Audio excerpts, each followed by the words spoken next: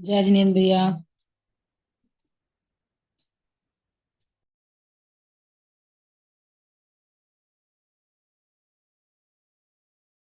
जय जिनेन्द्र।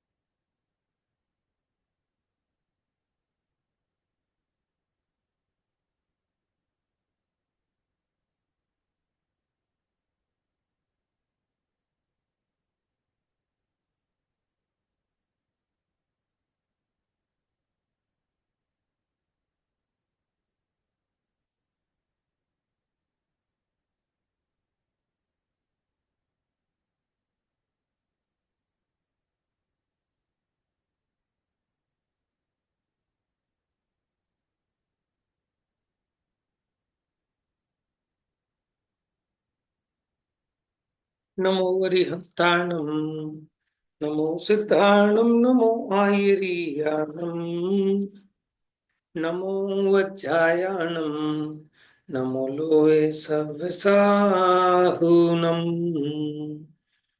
इंद सदवन्दियाणं, तिहुवणहिद मधुर विसदव काणम्, अन्तातीत गुणाणं, नमो जिणाणं जिद भवाणम्। तो यहाँ अपनी गाथा 105 तक चर्चा हो चुकी थी। मूर्त और अमूर्त का लक्षण बताया था।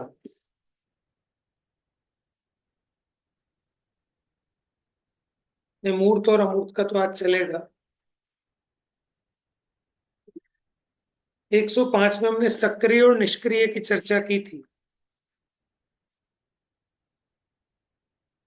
तो सिर्फ एक जीव और पुद्गल वो सक्रिय हैं, बाकी सब निष्क्रिय हैं।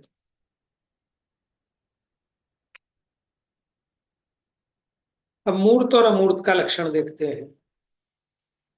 गाथा नंबर 106 और समय व्याख्या के हिसाब से 99 नंबर की गाथा। जे खलु इंद्रिय गेच्छा विषया जीवे हि हुंतिते मुत्ता शेषम हवदि अमुक्तम चित्तम उभयम समाधियति। जो पदार्थ जीवों को इंद्रिय गोचर है वे मूर्त कहे, शेष द्रव्य सब है अमूर्त अरु चित्त उभय को ग्रहण करे। जो पदार्थ जीवों के इंद्रिय ग्राह्य विषय हैं, माने जो भी इंद्रियों के ग्रहण के योग्य विषय हैं, वे मूर्त हैं और शेष पदार्थ समूह अमूर्त हैं। चित्त उन दोनों को ग्रहण करता है, जानता है। किन दोनों को? कि मूर्त को भी और अमूर्त को भी। आइए टीका देखते हैं। समय व्याख्या पढ़िए, कौन पढ़ेगा? मैं पढ़ूं भैया। पढ़िए पढ़िए। यह मूर्त और अमूर्त के लक्षण का कथन है।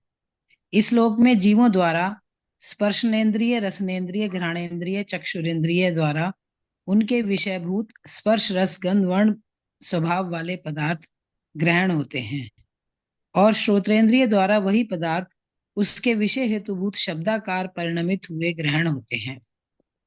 वे पदार्थ कदाचित स्थूल स्कंद पने को प्राप्त होते हुए, कदाचित सूक्ष्मत्व को सूक्ष्म स्कंद पने को प्राप्त होते हुए और कदाचित परमाणु पने को प्राप्त होते हुए इंद्रियों द्वारा ग्रहण होते हों या ना होते हों।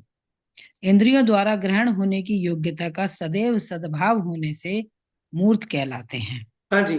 स्पर्श जरूरी जरूरी नहीं है कि आप सब इंद्रियों से जान पाए। भले ही आप इंद्रियों से जान पाए या ना जान पाए, लेकिन उनमें इंद्रियों के द्वारा ग्रहण होने की योग्यता का सद्भाव है। क्योंकि परमाणु है, परमाणु तो इंद्रिय ग्राह्य नहीं है, लेकिन उसमें योग्यता है ना, कि अगर वो पुद्गल स्कंद रूप परिणमित हो जाए तो फिर वो इंद्रिय ग्राह्य हो जाता है। ठीक है, ऐसे कुछ स्कंद ऐसे होते हैं कि जो इंद्रिय ग्राही हैं और कुछ स्कंद ऐसे होते हैं जो इंद्रियों के जानने में नहीं आ रहे। लेकिन जो इंद्रियों के जानने में नहीं आ रहे, अगर वो स्कंद जो इंद्रियों के जानने में आ रहे हैं उसके साथ जुड़ जाए तो वो भी ग्राह्य हो जाता है। तो यहाँ जो कहा कि मूर्त किन को कहना, कि जो इंद्रिय गम्य है, तो इंद्रिय गम्य में दोनों बातें लेना। भले ही वो आपको इंद्रियों से ज्ञात ना भी हो रहे हो, लेकिन जिनमें इंद्रियों के द्वारा जानने में आने की योग्यता है, योग्यता का सद्भाव, मतलब सिंपल सी बात, जिनमें स्पर्श, रस, गंध, वर्ण का सद्भाव है, वे सभी मूर्त कहलाते हैं। चलिए आगे बढ़ते हैं। स्पर्श रस गंध वर्ण का अभाव जिसका स्वभाव है, ऐसा शेष अन्य समस्त पदार्थ समूह इंद्रियों द्वारा ग्रहण होने की योग्यता के अभाव के कारण अमूर्त कहलाता है। वे दोनों चित्त द्वारा ग्रहण होने की योग्यता के सद्भाव वाले हैं। चित्त जो कि अनियत विषय वाला, अप्राप्यकारी और मतिश्रुत ज्ञान के साधन भूत है, वह मूर्त तथा अमूर्त को ग्रहण करता है, जानता है। इस प्रकार चूलिका समाप्त हुई। देखो, चित्त किसको कहा? चित्त कहा या मन को? भाव मन समझ लो। वे दोनों वे दोनों कौन से? मूर्त भी और अमूर्त भी। देखो, इंद्रियां तो केवल मूर्त को जानेंगी, अमूर्त को नहीं जानेंगी। लेकिन जो चित्त है वो मूर्त को भी जानता है और अमूर्त को भी जानता है। कैसा है चित्त? अनियत विषय वाला। उसका जैसे हर एक इंद्रिय का तो अपना विषय नियत है। जैसे स्पर्शन इंद्रिय केवल स्पर्श को जानेगी, रसना इंद्रिय केवल रस को जानेगी। तो प्रत्येक इंद्रिय का विषय तो नियत है, लेकिन जो मन है उसका ऐसा कोई विषय नियत नहीं है। वो मूर्त को भी जानता है मन, अमूर्त को भी जानता है। और मति श्रुत ज्ञान के साधन भूत है। माने वो मन मति श्रुत ज्ञान के माध्यम से ही जानता है।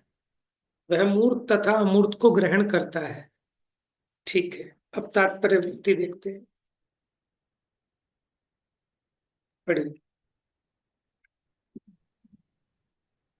अब पुनः प्रक्रांतर से मूर्त अमूर्त स्वरूप कहते हैं, जो वास्तव में इंद्रियों के साधन रूप से ग्राह्य विषय हैं, कर्म पने को प्राप्त हैं।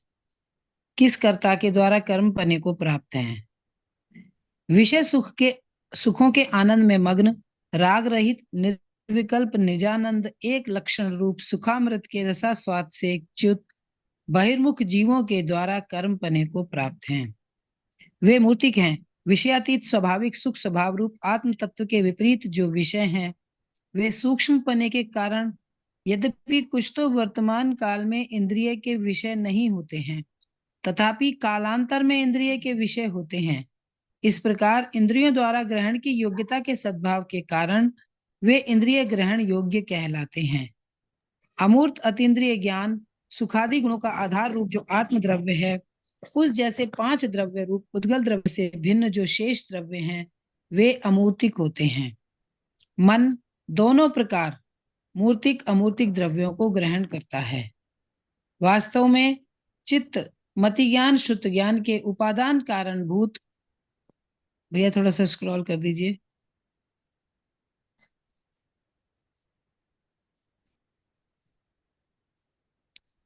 अनियत विषय को ग्रहण करता है। और वह श्रुत ज्ञान संवेदन ज्ञान रूप से जो आत्मग्राही भाव श्रुत है, वह प्रत्यक्ष है। पुनः जो द्वादशांग चतुर्दश पूर्वक परमागम संज्ञा वाला है, वह मूर्त तथा अमूर्त दोनों के जानने के विषय में व्याप्ति ज्ञान रूप से परोक्ष होने पर भी केवल ज्ञान सदृश है, ऐसा आशय है। जैसा कि कहा है, श्रुत ज्ञान तथा केवल ज्ञान दोनों ही जानने की अपेक्षा समान है। श्रुत ज्ञान परोक्ष जानता है तथा केवल ज्ञान प्रत्यक्ष जानता है। इस प्रकार प्रकरांतर से मूर्त अमूर्त स्वरूप के कथन रूप गाथा पूर्ण हुई। देखो, ये जो इन्होंने श्लोकार्थ दिया है, ये गोमट सर जीव कांड की गाथा है। 368 नंबर की गाथा, कि श्रुत ज्ञान और केवल ज्ञान दोनों ही जानने की अपेक्षा समान है। जानने की अपेक्षा मतलब माने जो जानन जाननपना है, वो तो जैसा श्रुत ज्ञान में होता है वैसा केवल ज्ञान में होता है। बस इतना है कि श्रुत ज्ञान परोक्ष जानता है, माने आगम से। जैसे हम 6 द्रव्यों को जानते हैं तो हम आगम से जानते हैं, तथा केवल ज्ञान प्रत्यक्ष जानता है। इस प्रकार प्रकरांतर से मूर्त तथा अमूर्त। अच्छा, अब देखो इस टीका में, जो इंद्रियों के साधन रूप से ग्राह्य विषय हैं, माने इंद्रियों के द्वारा जिनका ग्रहण किया जाता है, ठीक है ना, तो वो सब कहलाते हैं मूर्त। फिर इन्होंने स्पष्ट कर दिया कि ऐसा नहीं है कि वो सारी आपके जानने में आएंगे इंद्रियों के, भले ही ना जानने में आए, लेकिन कालांतर में इंद्रियों के विषय होने की योग्यता है उनमें आज भी। जैसे परमाणु, वो एक इंद्रिय के द्वारा नहीं जाना जाता, लेकिन उसमें ऐसी योग्यता है। अगर योग्यता ना हो, एक परमाणु में इंद्रिय गम्य होने की योग्यता ना हो, तो सारे परमाणु मिल जाए तो भी वो योग्यता नहीं होनी चाहिए। माने 1000 परमाणुओं का स्कंद बना, तो वो इंद्रियों से जानने में आ रहा है। क्यों? क्योंकि उस परमाणु में इंद्रिय गम्य होने की योग्यता थी, लेकिन योग्यता ऐसी थी कि जब वो स्कंद रूप परिणमित होएगा तो जानने में आएगा। ठीक है, व्यक्त नहीं थी। तो इसलिए मूर्त का मतलब ये लेना जिसमें स्पर्श रस गंध वर्ण पाए जाते हैं, तो उसको भी इंद्रिय ग्राह्य कहा। भले ही आपको इंद्रियों के जानने में ना आ रहे हो अभी, लेकिन कालांतर में इंद्रियों के विषय बनते हैं। हम्म।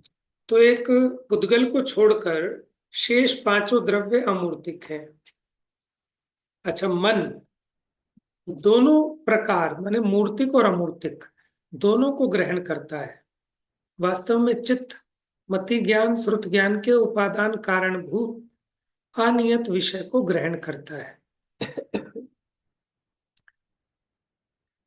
मन, जो मन है, वो मति ज्ञान श्रुत ज्ञान के उपादान कारणभूत। अब मति ज्ञान श्रुत ज्ञान का उपादान क्या? माने मति ज्ञान और श्रुत ज्ञान में जो जानने की योग्यता है। क्योंकि देखो, मन जो सैनी पंचेंद्रिय है, उसको जो मन संबंधी ज्ञान होता है, वास्तव में तो मति श्रुत ज्ञान संबंधी है। तो और वह श्रुत ज्ञान संवेदन ज्ञान रूप से जो आत्मग्राही भाव श्रुत है, वह श्रुत ज्ञान संवेदन ज्ञान रूप से जो आत्मग्राही भाव श्रुत है, माने संवेदन रूप से जो आत्मा को ग्रहण करने वाला है, वो तो है प्रत्यक्ष, जिसको हम कहते हैं स्वसंवेदन प्रत्यक्ष। क्योंकि जो हमें संवेदन हो रहा है ना अपने जानन पने का, ये तो परोक्ष नहीं है। इसके लिए मेरे को कोई इंद्रियों से नहीं जानना पड़ता, किसी पर के सहायता से नहीं जानना पड़ता, लेकिन निरंतर मुझे फीलिंग हो रही है ना, तो इसको कहा प्रत्यक्ष है। लेकिन जो द्वादशांग 14 पूर्व रूप परमागम संज्ञा वाला जो श्रुत ज्ञान है, मूर्त तथा अमूर्त दोनों के जानने के विषय में व्याप्ति ज्ञान रूप से परोक्ष होने पर भी केवल ज्ञान सदृश है। क्योंकि केवल ज्ञान में जैसा धर्म आदि द्रव्यों का स्वरूप बताया, श्रुत ज्ञान माने आगम, उसको भी श्रुत कहते हैं। ठीक है ना, जिन शास्त्रों को, जिन वाणी को, भगवान की दिव्य ध्वनि को भी श्रुत की संज्ञा दी, क्योंकि सुनकर ज्ञान होता है। लेकिन वो जो श्रुत ज्ञान है, उसको कह रहे हैं वो केवल ज्ञान सदृश है। क्योंकि केवल ज्ञान में भगवान ने जो जाना, वो ही अपने को आगम के माध्यम से मिला। फिर इसके लिए श्लोक दे दिया कि केवल ज्ञान और श्रुत ज्ञान में सिर्फ प्रत्यक्ष परोक्ष का ही अंतर है। देखो, जैसे आप जानते हो ना कि धर्म द्रव्य असंख्यात प्रदेशी है, लोकाकाश प्रमाण है, जीव पुद्गलों को गमन में निमित्त है। लेकिन ये तो आपने श्रुत ज्ञान से जाना, परोक्ष जाना। और इसी बात को केवल ज्ञानी भगवान साक्षात प्रत्यक्ष अपने आत्मा से जानते हैं। तो यहाँ इस गाथा में स्पर्श रस गंध वर्ण सहित वो मूर्त है। तो सिर्फ पुद्गल मूर्तिक है, पुद्गल के अलावा पांचों द्रव्य अमूर्तिक है। अच्छा, एक बात और आई थी पीछे, इसमें आई थी मूर्त अमूर्त में। तो जीव को दोनों तरह का लिया था। अशुद्ध जीव को स्वभाव से अमूर्तिक होने पर भी वर्तमान में मूर्तिक ग्रहण किया था।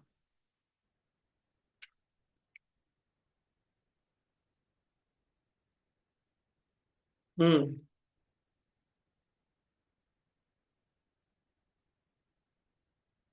तो इस प्रकार 106 नंबर की गाथा पूरी हुई। अब 107 नंबर की गाथा से काल द्रव्य का प्रारंभ, निश्चय और व्यवहार काल का स्वरूप। कालो परिणाम भवो परिणामो दव्य काल संभूतो दोर्णम एस सहावो कालो क्षण भंगुरो नियदो। कालोद्भव हो परिणामों से, द्रव्य काल से हो परिणाम, इन दोनों का यह स्वभाव है, काल नित्य क्षण भंगुर जान। काल परिणाम से उत्पन्न होता है, परिणाम द्रव्य काल से उत्पन्न होता है, यह दोनों का स्वभाव है। काल क्षणभंगुर तथा नित्य है।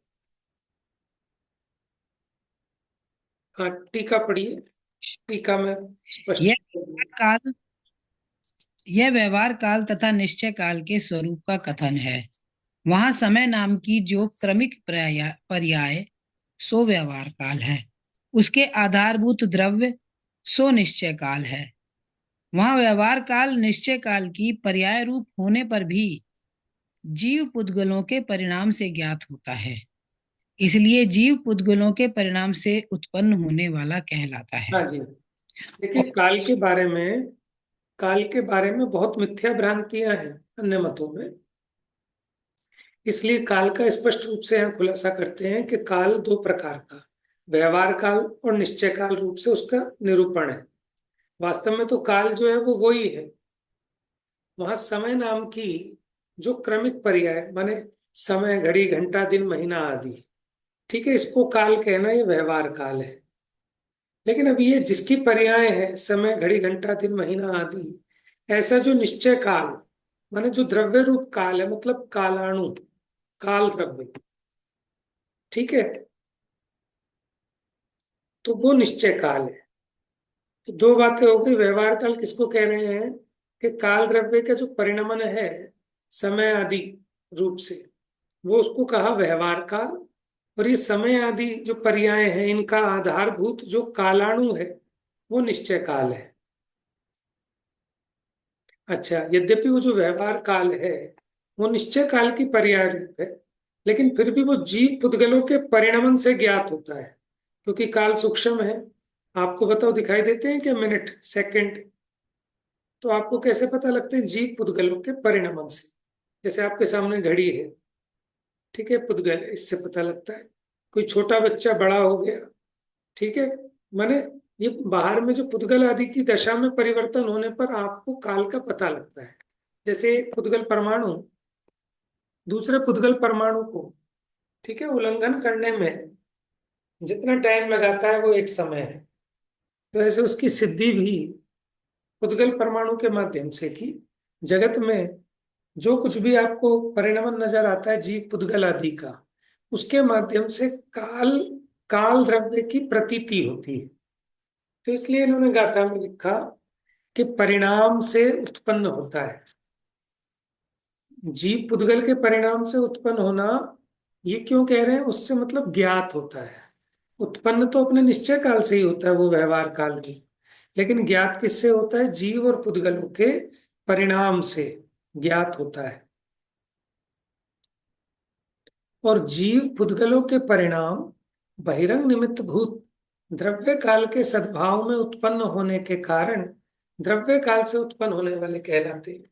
और काल द्रव्य की परिभाषा ये है कि छह द्रव्यों के परिणमन में निमित्त हो, वो काल द्रव्य है।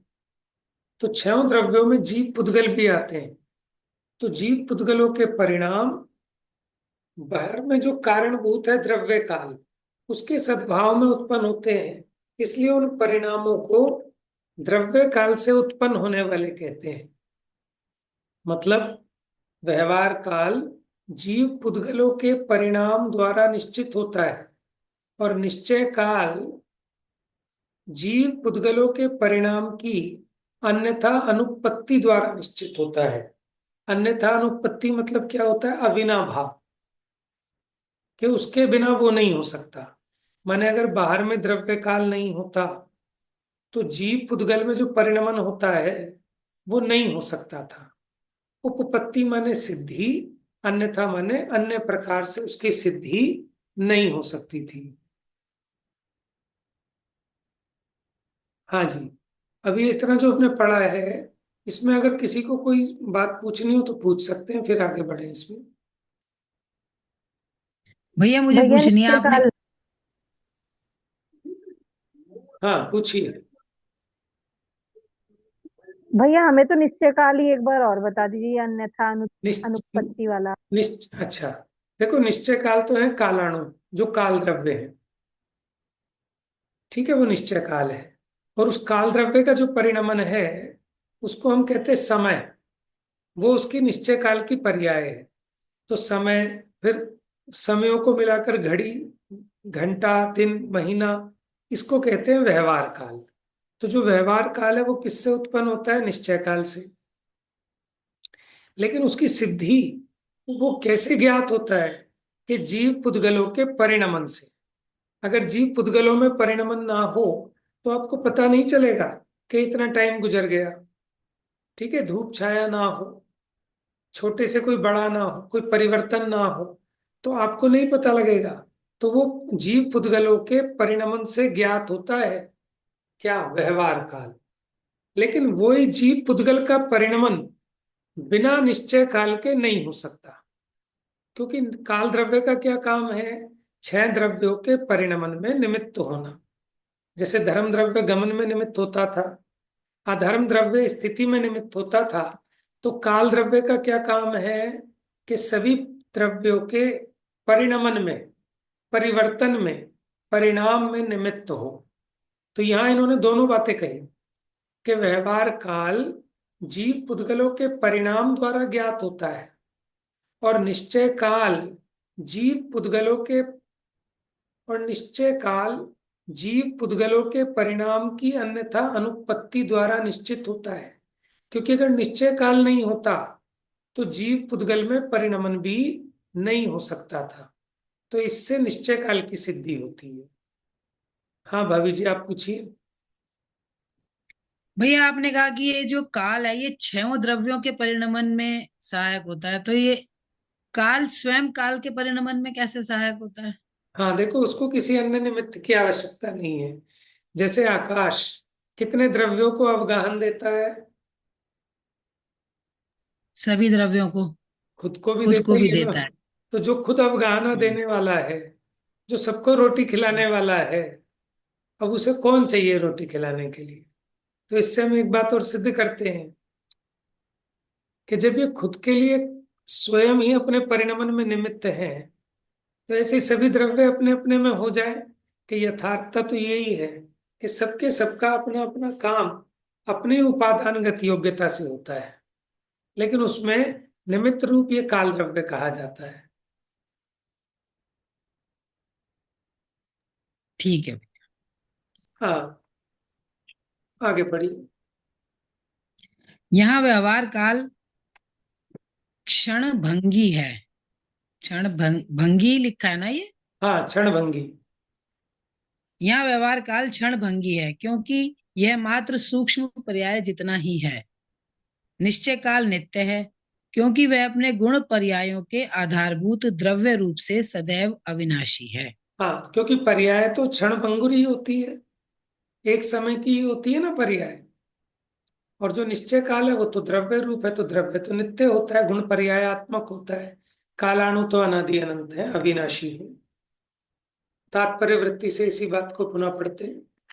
अब देखिए, अच्छा है ना भी, तात्पर्य वृत्ति और ये पढ़ने से दोनों आचार्यों के माध्यम से हमें उसका और अच्छा स्पष्टीकरण हो जाता है, दोनों टीकाओं के माध्यम से, और रिवीजन भी हो जाता है। चलिए पढ़िए। अब व्यवहार काल तथा निश्चय काल का स्वरूप व्यवस्थित दिखलाते हैं। समय, निमिष, घटिका, दिवस आदि रूप व्यवहार काल है। वह व्यवहार काल कैसा है? मंद गति रूप से अणु का अन्य अणु तक अतिक्रमण या गमन होना समय, नेत्रों की पलक का झपकना निमिष, जल पात्र हस्त विज्ञान रूप पुरुष की चेष्टा घटिका, सूर्य के बिंब का आगमन दिवस है। इस प्रकार ऐसा स्वभाव पुद्गल द्रव्य की क्रिया पर्याय रूप परिणाम है। हाँ जी, देखिए, उससे अब ये पांचों बातें हमने जीव पुद्गल के परिणाम से ही घटित की हैं। जैसे पहले हमने बताया कि एक परमाणु एक दूसरे परमाणु का अतिक्रमण करता है, तो ये भी पुद्गल की क्रिया से स्पष्ट हुआ। समय, नेत्रों की पलक का झपकना, इसको निमिष कहते हैं, ये भी पुद्गल की क्रिया से स्पष्ट हुआ। जल पात्र माने वो जल का भरा हुआ जो पात्र होता है, घटी का यंत्र जिसको कहते हैं, तो उससे घड़ी बनी है 24 मिनट की जैसे घड़ी, तो उसके द्वारा उसका माप होता था पहले। अब सूर्य के बिंब का आगमन, तो वो सूर्य का जो बिंब है वो भी पौद्गलिक है, उसमें परिवर्तन हुआ, वो इधर आया, तो उसको हम कहते हैं दिवस। माने वो यहां से यहां तक घूम जाएगा, उसको हम एक दिन बोलते हैं। इस प्रकार ऐसा स्वभाव पुद्गल द्रव्य की क्रिया पर्याय रूप परिणाम है, उससे व्यक्त होने के कारण, माने वो पुद्गल के परिणमन के कारण, प्रकट किए जाने के कारण व्यवहार से उन्हें पुद्गल परिणाम भव, माने पुद्गल परिणाम से उत्पन्न कहा जाता है। किसको? व्यवहार काल को। व्यवहार काल को पुद्गल के परिणाम से उत्पन्न कहना ये उपचार है। वास्तव में पुद्गल आदि के परिणाम से वो ज्ञात होता है, उत्पन्न तो अपनी योग्यता से होता है। हाँ जी, परमार्थ से। परमार्थ से वह व्यवहार काल कालाणु द्रव्य रूप निश्चय काल की पर्याय है। हम्म, अणु से अन्य अणु को पार करने या अतिक्रमण करने जैसा पूर्वोक्त पुद्गल परिणाम है, वे शीत काल में पाठक को अग्नि के समान हैं। हाँ जी, ये कैसे कुंभकार है? के चक्र भ्रमण। ये जो हम कह रहे हैं ना कि पुद्गल को उसका उत्पादक का व्यवहार काल का, तो वो किस तरह का? जैसे शीत काल में अग्नि विद्यार्थी को पढ़ाती है, ऐसा कहना। क्यों? क्योंकि ठंड इतनी पड़ती है, जब तक वो कोयला ना लगाए, ठीक है ना, अंगीठी ना जलाए, तो वो बालक पढ़ नहीं पाता था। अब उसकी माँ ने उसके लिए तसले में कोयले लगा दिए, तो वो आराम से पढ़ रहा है। तो कैसा कहना कि शीतकाल में अग्नि पाठक को पढ़ाती है। तो ये जैसा उपचार है, वैसे ही उपचार ये है कि पुद्गल व्यवहार काल का उत्पादक है। ये भी व्यवहार न्याय का कथन है, क्योंकि बस व्यवहार काल से, सॉरी, पुद्गल का परिणमन व्यवहार काल का उत्पादक कहना, वो इस अपेक्षा के पुद्गल के परिणमन से उस व्यवहार काल की सिद्धि होती है, उसकी प्रसिद्धि होती है, उसका ज्ञान होता है, इसलिए हमने उसको उत्पादक कह दिया। हाँ, कुंभकार के। कुंभकार के चक्र भ्रमण के विषय में नीचे की शिला के समान है। वे बहिरंग सहकारी कारणभूत कालानुरूप द्रव्य काल से उत्पन्न होने के कारण द्रव्य काल से हुए हैं। हाँ जी, तो वे बहिरंग सहकारी कारणभूत कालानुरूप द्रव्य काल से उत्पन्न होने के कारण द्रव्य काल से हुए। क्या? ये जो जीव पुद्गल के परिणमन है ना, अब इनको कहा, ये जीव पुद्गल के जो परिणमन होते हैं, ये द्रव्य काल से उत्पन्न हुए हैं।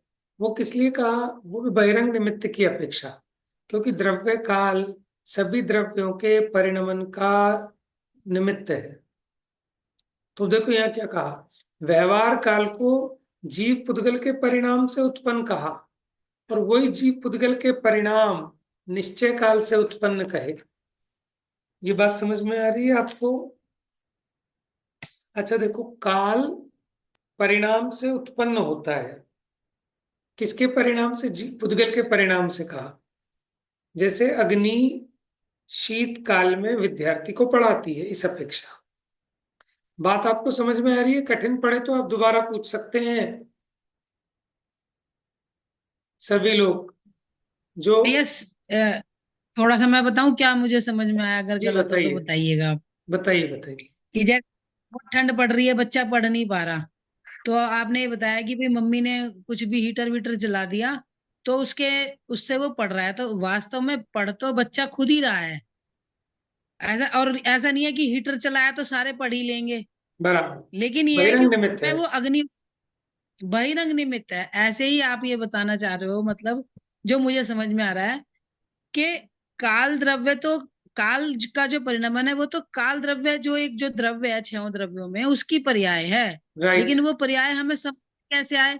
समझ में हमें इन चीजों से आ जाती है, क्योंकि अभी हमारा केवल ज्ञान जैसा ज्ञान तो हुआ नहीं, सूक्ष्म ज्ञान। तो हमारा जो इंद्रिय ज्ञान है उसमें हमें इंद्रियों से समझ में आ जाता है कि देखो ये काल का परिणमन हो गया, सुबह से शाम हो गई, शाम से रात हो गई, रात से हाँ, तो सुबह ये हो गई। पुद्गलों के परिणाम को देखकर हमें काल हाँ, का परिणाम समझ में आता है। तो यही इसीलिए बात है। हाँ बिल्कुल ठीक है, एग्जैक्टली। देखो, व्यवहार काल, यहाँ क्या लिखा था गाथा में, काल परिणाम से उत्पन्न होता है। तो यानी इन्होंने क्या कहा, जो काल है ना, व्यवहार काल, वो पुद्गल परिणाम से उत्पन्न होता है। इसका अर्थ समझ में आ गया सबको? ये गाथा की मूल पंक्तियां। हमारे उद्गल के द्वारा जाना जाता है, परिणाम हाँ, से उत्पन्न होता है का मतलब उद्गल से जाना राइट। जाता है, राइट। जानने में। और वो परिणाम, वो जो पुद्गल का परिणाम है, वो द्रव्य काल से उत्पन्न होता है, क्योंकि द्रव्य काल निमित्त है ना सभी के परिणमन में। तो ये गाथा में बात थी, गाथा पढ़ के समझ नहीं आ रही थी। अब आप देखो गाथा, अब ये गाथा पढ़ेंगे तो समझ में ही नहीं आएगा ऐसा क्यों कह रहे हैं।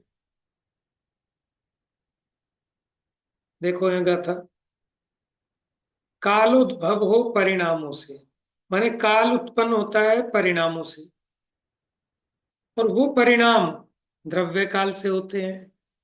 तो कौन से परिणाम? ये जो पुद्गल आदि के परिणाम हैं, इनसे काल की उत्पत्ति होती है, माने घड़ी घंटा दिन महीना समय निमिष आदिक। और वो जो परिणाम है पुद्गल आदि के, वो द्रव्य काल से होते हैं। निमित्त की अपेक्षा बात है, क्योंकि द्रव्य काल ही छह द्रव्यों के परिणमन में निमित्त होता है। इन दोनों का यह स्वभाव है, काल नित्य क्षण भंगुर जान। अब जो द्रव्य रूप काल है, निश्चय काल है, वो तो नित्य है। और जो समय घड़ी घंटा आदि है, वो क्षण भंगुर है। और सूक्ष्म पर्याय तो एक एक समय वाली है ना, वो काल द्रव्य की पर्याय है समय। चलिए, स्पष्ट हो गया आपको?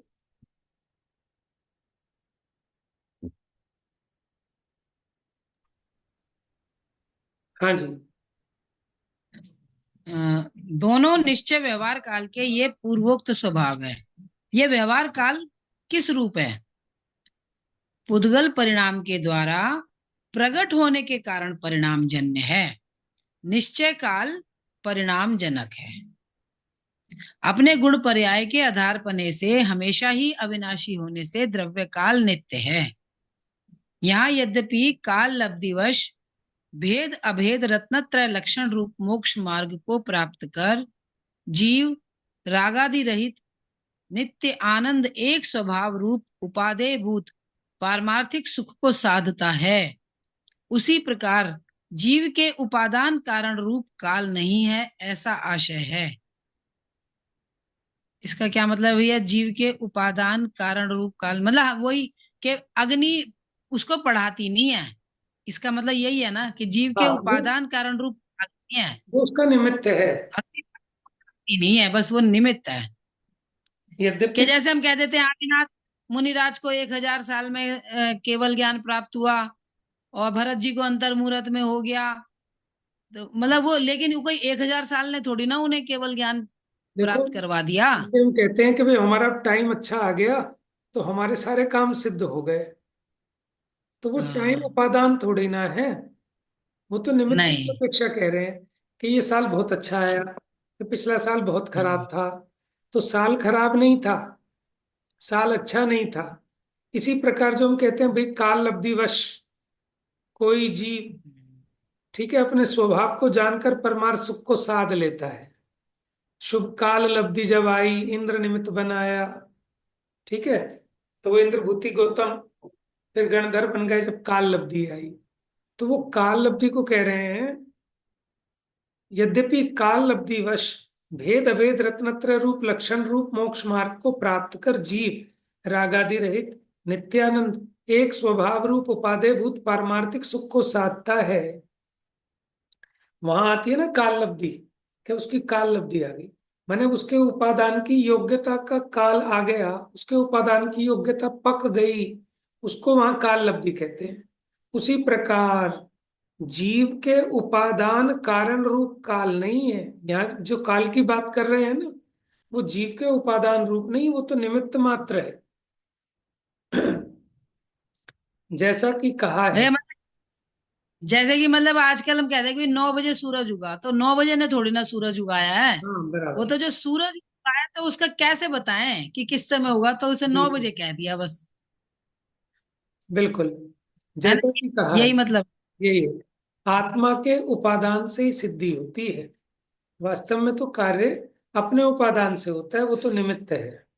ठीक है। अब ये 106 और 107 नंबर की गाथा हुई, तो काल द्रव्य की चर्चा प्रारंभ हो गई। अब शेष चर्चा इसकी कल करेंगे। कल एक बार सारांश भी रिवाइज कर लेंगे, फिर पढ़ेंगे। जा वाणी के ज्ञान से सूझे लोकालोक, सो वाणी मस्तक नमो सदा देता हूँ धो।